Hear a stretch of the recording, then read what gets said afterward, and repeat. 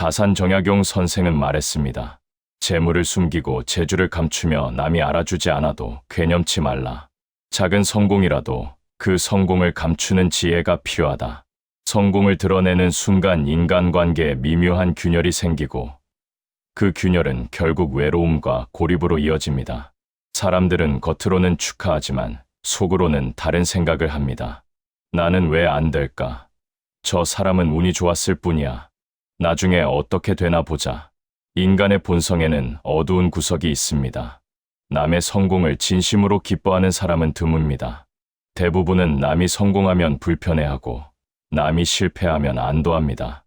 이것은 나쁜 사람이어서가 아니라 인간이기 때문입니다. 정약용 선생은 젊은 시절 정조 임금의 총애를 받으며 승승장구했습니다. 36세 이미 높은 벼슬에 올라 동료들의 시선을 받았습니다. 그는 자신의 능력을 과시했고 성과를 당당하게 드러냈습니다. 정조 22년, 선생은 수원 화성 건설에 참여하면서 거중기와 농로라는 기계를 직접 설계했습니다. 엄청난 혁신이었습니다. 무거운 돌을 사람 힘으로만 옮기던 시대에 기계의 힘을 빌린 것입니다.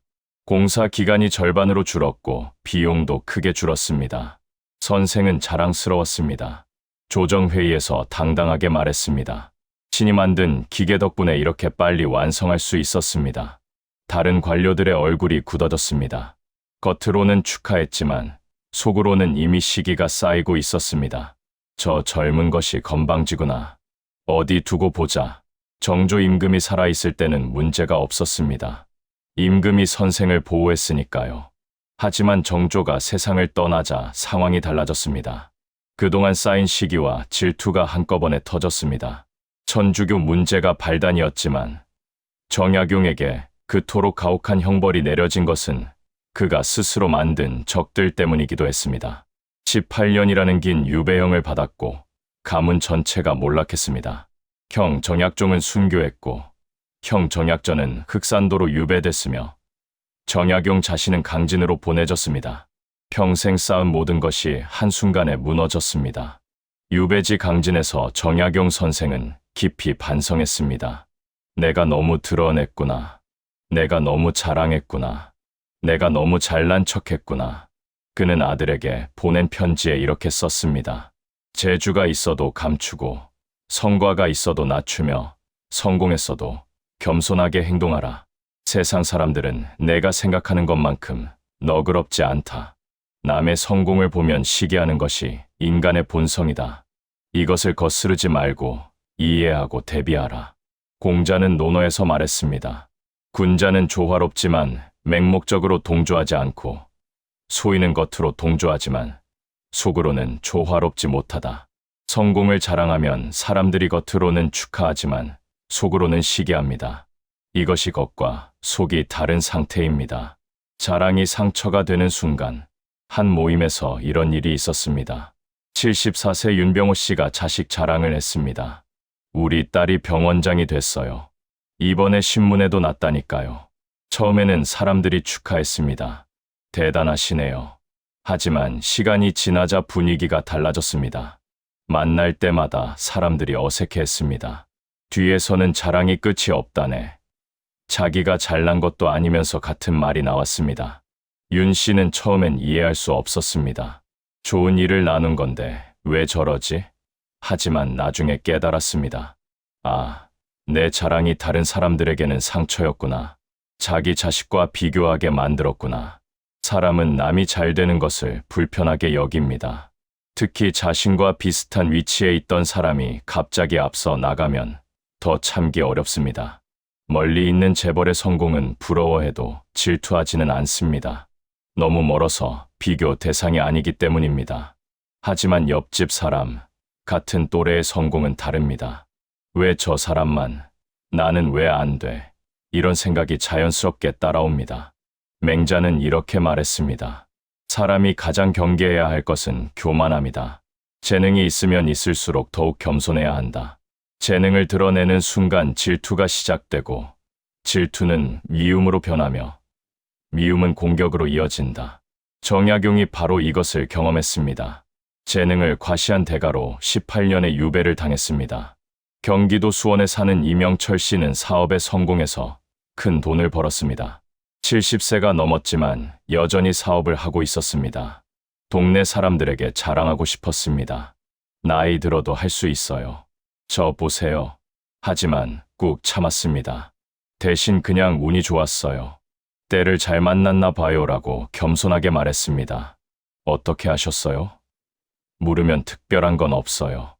그냥 오래 버텼을 뿐이에요라고 대답했습니다. 구체적인 수치나 방법을 말하지 않았습니다. 사람들은 이 씨를 편하게 생각했습니다. 겸손하시네요. 배울 점이 많아요. 만약 이 씨가 제가 이런 전략으로 이렇게 많이 벌었어요라고 자랑했다면 어땠을까요? 사람들이 처음엔 감탄했겠지만 곧 시기했을 것입니다. 자랑이 대단하네. 별거 아닌데 호들갑이야. 한 비자는 이렇게 경고했습니다. 임금 앞에서 지나치게 똑똑한 척하는 신하는 오래 가지 못한다. 임금보다 뛰어난 것처럼 보이는 순간 의심을 받고 제거된다.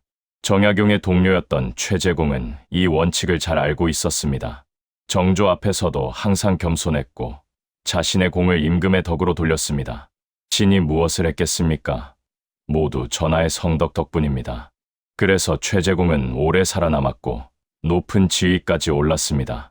반면 정약용은 젊은 패기로 자신의 능력을 드러냈다가 결국 화를 입었습니다. 정약용의 형 정약전은 흑산도에 유배되어 자산어보를 저술했습니다. 바다 생물 155종을 관찰하고 기록한 방대한 업적이었습니다. 당시 조선에서는 누구도 시도하지 않은 연구였습니다. 하지만 정약전은 그것을 자랑하지 않았습니다. 육지의 지인들에게 보낸 편지에 이렇게 썼습니다. 할 일이 없어 바다 물고기나 관찰하며 시간을 보냅니다. 부족한 것이 많아 부끄러울 따름입니다. 나중에 학자들이 자산어보를 발견하고 놀랐습니다. 이렇게 대단한 연구를 하시면서 왜 말씀 안 하셨습니까? 정약전은 웃으며 대답했습니다. 큰일도 아닌데 무슨 말을 하겠습니까? 노자는 도덕경에서 말했습니다. 강한 것은 부러지고 약한 것은 살아남는다. 높은 것은 깎이고 낮은 것은 채워진다. 성공을 자랑하는 것은 높이 솟아오르는 것과 같습니다. 반드시 깎입니다. 반대로 성공을 감추고 겸손하게 행동하는 것은 낮은 곳에 머무는 것과 같습니다. 저절로 채워집니다. 충남 천안에 사는 임수연 씨는 건강 관리를 잘해서 76세인데도 60대처럼 보였습니다. 주변 사람들이 부러워했습니다. 비결이 뭐예요? 임 씨는 처음엔 자세히 설명하고 싶었습니다. 저는 매일 이렇게 운동하고 이런 음식을 먹고 하지만 말하면 말할수록 사람들 표정이 어두워지는 것을 봤습니다. 나는 왜 그렇게 못하지? 자책하는 표정이었습니다. 임 씨는 방법을 바꿨습니다. 타고난 것 같아요. 부모님도 정정하셨거든요라고 대답했습니다. 사람들이 편해했습니다. 아, 타고나신 거구나. 부럽네요. 같은 사실인데 표현 방식에 따라 반응이 완전히 달랐습니다. 사마천은 사기에서 이렇게 썼습니다. 훌륭한 장수는 자신의 공을 임금께 돌리고 나쁜 장수는 자신의 공을 과시한다. 전자는 살아남고 후자는 죽는다. 성공을 누구의 덕으로 돌리는가가 중요합니다. 자신의 능력이라고 하면 교만하게 보이고 운이나 다른 사람의 도움이라고 하면 겸손하게 보입니다. 정약용은 화성, 건설의 성공을 자신의 덕으로 돌렸다가 화를 입었습니다. 유배지에서 깨달은 후로는 모든 공을 다른 사람에게 돌렸습니다. 선현들의 지혜입니다. 임금님의 성덕입니다. 제자들이 도와준 덕분입니다. 정약용은 흠음신서에서 형벌 제도를 개혁하는 방안을 제시했습니다. 무고한 사람을 죽이지 않기 위한 혁명적인 아이디어였습니다. 하지만 그는 선현들의 지혜를 모은 것일 뿐이라고 겸손하게 말했습니다. 자신의 독창적 아이디어가 대부분이었지만 드러내지 않았습니다. 나중에 학자들이 연구하면서 정약용의 천재성을 발견했습니다. 이것은 정약용 선생의 독창적 사상입니다. 본인은 자랑하지 않았지만 역사가 증명했습니다. 이것이 진정한 성공입니다. 전북 전주에 사는 정우성 씨는 사업에 성공해서 큰 재산을 모았습니다. 하지만 여전히 소박한 연립주택에서 살았고 낡은 차를 몰았으며 검소하게 생활했습니다. 동네 사람들은 정 씨가 그저 평범한 은퇴자라고 생각했습니다. 어느 날 지역 신문에 정 씨의 기부 소식이 났습니다. 수억 원을 지역 장학재단에 쾌척했다는 기사였습니다. 그제야 사람들이 알았습니다. 정 선생님이 그렇게 성공하셨는데 우리가 몰랐네요. 사람들은 정 씨를 더욱 존경했습니다. 저렇게 여유 있으셔도 전혀 티를 안 내시다니. 만약 정 씨가 큰 집에 살고 비싼 차를 몰았다면 어땠을까요? 사람들이 돈 많은 건 알겠는데 자랑이 심한 애라고 했을 것입니다. 안자춘추에는 이런 이야기가 나옵니다. 안자는 제나라 재상이었지만 늘 낡은 옷을 입고 소박한 음식을 먹었습니다. 사람들이 왜 그러십니까? 라고 물으면 백성이 가난한데 재상이 사치하면 안 된다고 대답했습니다. 그래서 백성이 그를 사랑했습니다. 다른 재상들은 화려한 옷을 입고 좋은 집에 살았습니다. 백성들은 그들을 미워했습니다. 안자는 오래 재상 자리를 지켰고 다른 재상들은 얼마 못 가 쫓겨났습니다. 성공했을수록 더 검소하게 살아야 합니다. 그것이 사람들의 존경을 받는 길입니다. 서울 마포구에 사는 고영란 씨는 손자가 의학전문대학원에 합격했습니다. 너무 기뻐서 동네 사람들에게 자랑하고 싶었습니다. 하지만 참았습니다. 손자가 학교 가요라고만 말했습니다. 어느 학교예요? 물으면 지방에 있는 곳이에요라고 대답했습니다. 나중에 사람들이 사실을 알았을 때 오히려 왜 말씀 안 하셨어요? 대단하신데라며 칭찬했습니다. 고 씨의 겸손함이 사람들에게 깊은 인상을 남겼습니다. 만약 고 씨가 처음부터 우리 손자 의전원 갔어요. 공부를 얼마나 열심히 했는지 아세요? 라고 자랑했다면 어땠을까요? 사람들이 겉으로는 축하했겠지만 속으로는 불편했을 것입니다. 자기 손자 일로 그렇게 자랑할 일인가? 우리 손주는 안 됐는데. 순자는 이렇게 말했습니다. 군자는 학문이 깊어도 겸손하고 소인은 조금 배워도 자랑한다. 진정한 실력자는 자랑할 필요가 없습니다. 시간이 지나면 저절로 드러납니다. 정약용은 유배에서 풀려난 후에도 서울로 올라가지 않았습니다. 고향 마제에 머물면서 조용히 살았습니다. 사람들이 왜 서울에 안 가십니까? 다시 벼슬을 할 수 있는 데라고 물었습니다. 정약용은 대답했습니다. 더 이상 그런 것은 중요하지 않습니다. 학문을 하고 제자를 기르는 것으로 만족합니다. 그는 말년에 손자들에게 이렇게 가르쳤습니다. 재주가 있으면 80%만 보여주고 20%는 숨겨라. 성과가 있으면 절반만 말하고 절반은 침묵하라. 돈이 있으면 검소하게 살고 과시하지 말라. 이것이 몸을 지키고 가문을 지키는 방법이다. 관자에는 이런 말이 있습니다. 재물을 드러내면 도적을 부르고 재주를 드러내면 질투를 부른다. 숨길 줄 아는 사람이 오래간다. 정약용은 젊은 시절 재주를 드러내서 질투를 샀습니다. 유배지에서 재주를 숨기는 법을 배웠습니다. 그래서 말년에는 평화로웠습니다. 사람들이 그를 존경했지 시기하지 않았습니다. 경기도 고양에 사는 류연숙 씨는 노후 자금이 넉넉했습니다. 하지만 동네에서는 평범하게 살았습니다. 비싼 취미를 갖지 않았고 명품을 사지 않았으며 돈 이야기를 하지 않았습니다. 친구들과 만나면 요즘 다들 살기 어렵죠. 저도 마찬가지예요라며 공감했습니다. 사실은 여유로웠지만 그렇게 말하지 않았습니다. 친구들은 류 씨를 편하게 생각했습니다. 우리랑 비슷하네. 같이 있으면 편해. 류 씨는 친구들과의 편안한 관계가 돈보다 소중하다고 생각했습니다. 순자는 말했습니다. 물은 낮은 곳으로 흐르고 덕은 겸손한 사람에게 모인다. 성공을 자랑하는 사람에게서는 사람이 떠나가고 성공을 감추는 사람에게는 사람이 모여듭니다. 이것이 자연의 이치이고 인간 사회의 법칙입니다.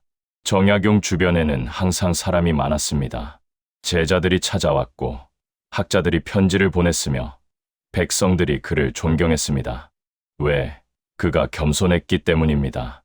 정약용은 마지막 글을 쓰면서도 자신의 업적을 자랑하지 않았습니다. 평생 부족함이 많았고 이루지 못한 것이 많다. 다만 최선을 다했을 뿐이다. 이런 겸손함이 그를 성인의 경지로 올려놓았습니다.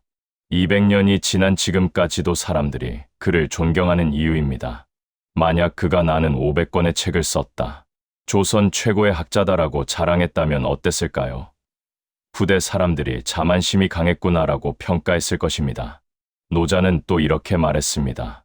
빛나지만 눈부시지 않고 날카롭지만 상처 주지 않는다. 이것이 최고의 경지다.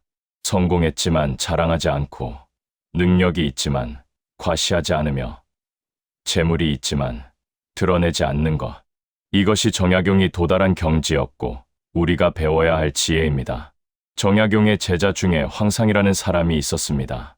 스승보다 더 뛰어난 재능을 가졌지만 평생 겸손했습니다. 제가 아는 것은 모두 스승님께 배운 것입니다라고 말했습니다. 사람들이 칭찬하면 아직 멀었습니다라고 대답했습니다. 그래서 그는 많은 친구를 사귀었고 적이 없었습니다. 높은 벼슬까지 올랐지만 끝까지 겸손함을 잃지 않았습니다. 반면 재능을 과시하던 다른 제자들은 사람들의 시기를 받아 중도에 좌절했습니다. 여러분도 성공했다면 조용히 기뻐하십시오. 드러내지 말고 간직하십시오. 자랑하지 말고 나누십시오. 그것이 성공을 오래 지키고 인생을 평화롭게 사는 비결입니다. 정약용의 영향력이 200년이 지난 지금까지 이어지는 이유는 그가 자랑하지 않았기 때문입니다. 그래서 더 존경받습니다. 자랑하는 사람은 잊히지만 겸손한 사람은 오래 기억됩니다. 정약용의 지혜를 기억하시고 오늘부터 하나씩 실천해 보시기 바랍니다. 오늘도 함께해 주셔서 감사합니다.